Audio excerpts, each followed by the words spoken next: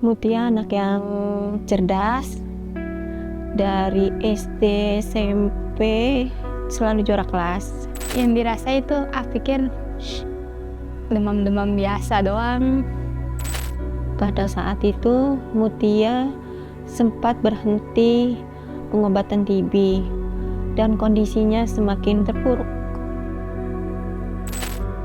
Di kepalanya ini udah sampai di sini, katanya meningitis, Bu.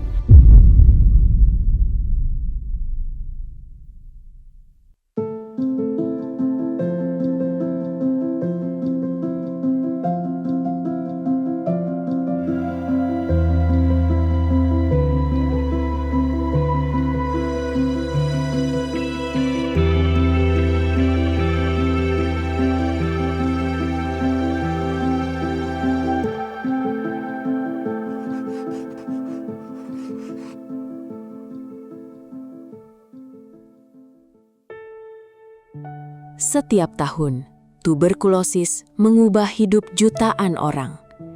Di balik angka statistik tersebut, ada kisah nyata tentang perjuangan seorang anak muda dan ketegaran seorang ibu. Ini adalah kisah Mutia Hilmi Sabina Endarto, seorang mahasiswi ceria yang mimpinya sempat terhenti, dan ibundanya, Ibu Nurhayati, yang tak lelah mendampingi di masa-masa tergelap. Aku Mutia Hilmi Sabina Endarto. Aku sekarang 20 tahun. Aku penyintas TB Miller dan meningitis. Aku sekarang mahasiswa semester 3. Perkenalkan, nama saya Nurhayati, usia 47 tahun, pekerjaan sehari-hari berdagang. Saya ibu dari Mutia Hilmi, penyintas TB Miller, TB meningitis. Mutia anak yang cerdas, dari SD, SMP selalu juara kelas. SMA termasuk yang aktif, disukai banyak teman, ceria, di lingkungan juga dikenal ceria. Aku biasanya selain sekolah gambar atau ngedit foto gitu aja sih. Sebagai siswa kelas 3 SMA yang aktif, hari-hari Mutia selalu dipenuhi jadwal yang padat. Namun, kesibukan yang menyenangkan itu perlahan diinterupsi oleh sebuah kejanggalan. Sebuah demam naik turun yang awalnya hanya dianggap sebagai sakit tipes biasa, ternyata menjadi gerbang pembuka menuju kenyataan yang jauh lebih mengancam nyawa.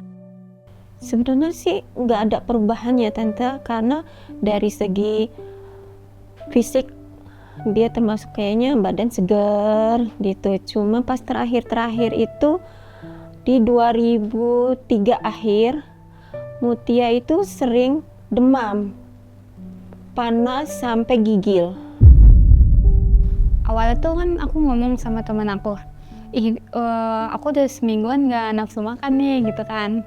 Terus temen juga nyadar badan kurusan gitu. Terus karena itu kan juga lagi banyak ujian praktek ya. Itu kan pulang sore terus pulang maghrib atau jam 8-an malam karena banyak kerja kelompok.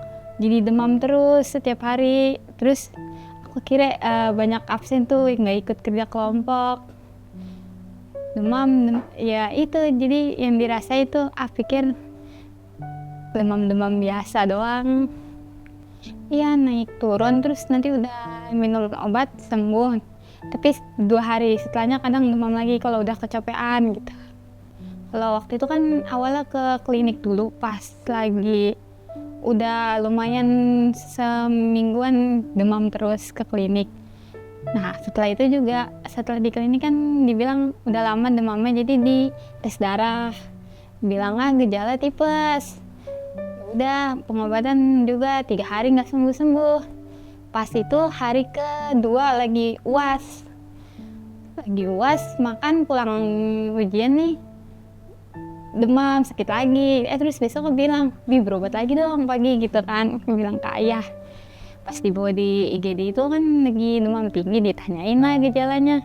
Aku cuman bilang kalau malam tuh dingin banget sampai selimut tuh berlapis-lapis kan. Ya terus demam tinggi sampai 40 derajat. Dokternya nanya ada suka batuk-batuk nggak gitu.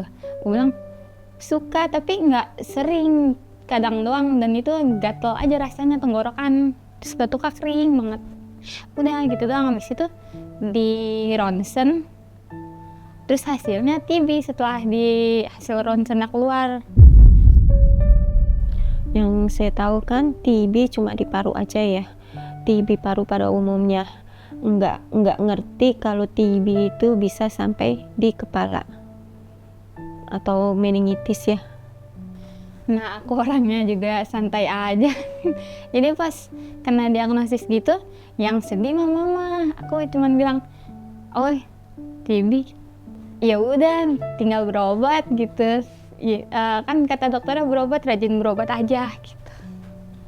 Maksudku gini, karena kita tuh belum paham kalau misalnya ini sampai di kepala.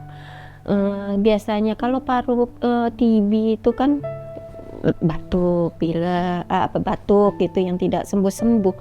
Tapi kenapa ini yang diserang kepala? Maksudku kan secara kita yang manusia awam gitu, saya yang awam itu pasti mikirnya kenapa di ininya TB, kenapa yang diserangnya kepala terus demamnya ini yang benar-benar dasar.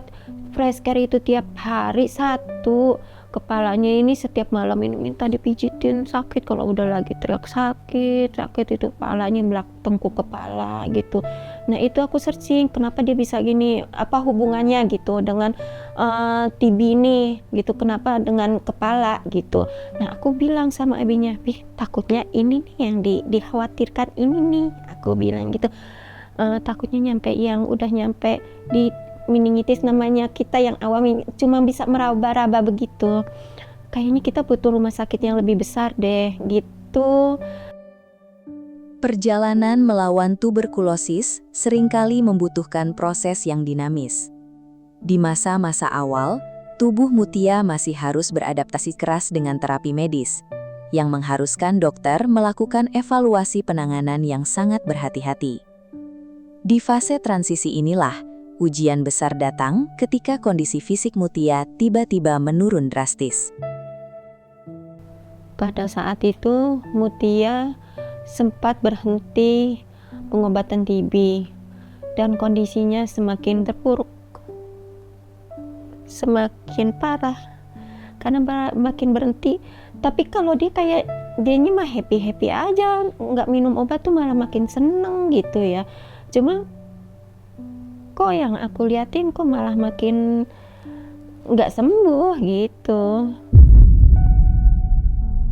Pada saat itu Mutia badannya lumpuh sebelah kiri dari atas sampai ke bawah. Yang awal-awal dia nggak bisa jalan itu, Mutia itu di rumah masih di RSUD, justru itu dia nggak bisa jalan itu.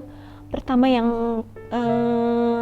kiri ini dia lumpuh di kiri, sedangkan dia ini kan Mutia ini kidal, selalu mengutamakannya kiri.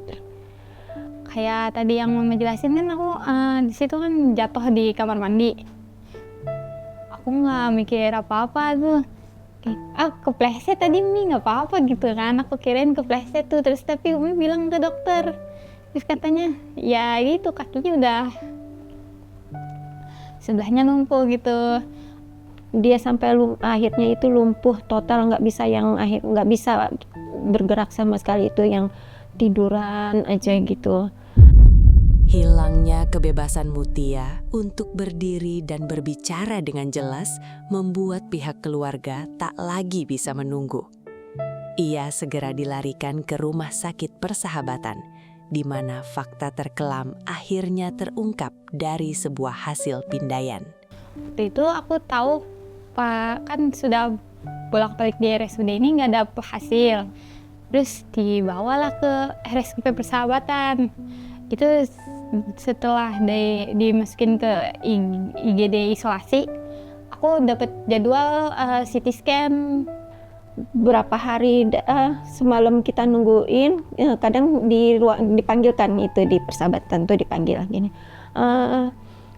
pasien Mutia Hilmi gitu, sudah dipanggil gitu.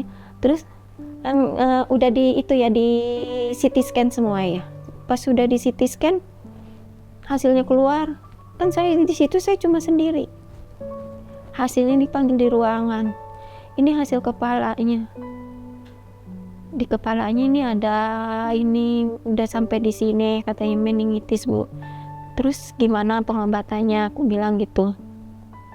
Ya, kita bicarakan lagi sama dokter anaknya gitu. Pas keluar dari ruangan,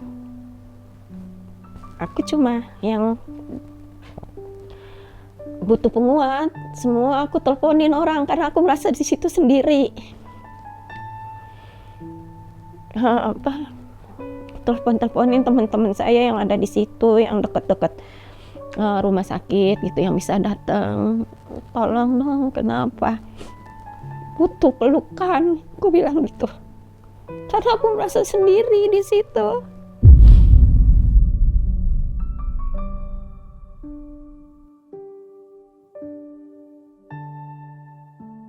Saya sering ngomong, Teteh lihat Umi, kita udah berjuang sejauh ini. Teteh sayang Umi nggak? Yang bikin aku semangat untuk pengobatan TB itu nggak mau bikin repot Umi sama Abi lagi sih. Terus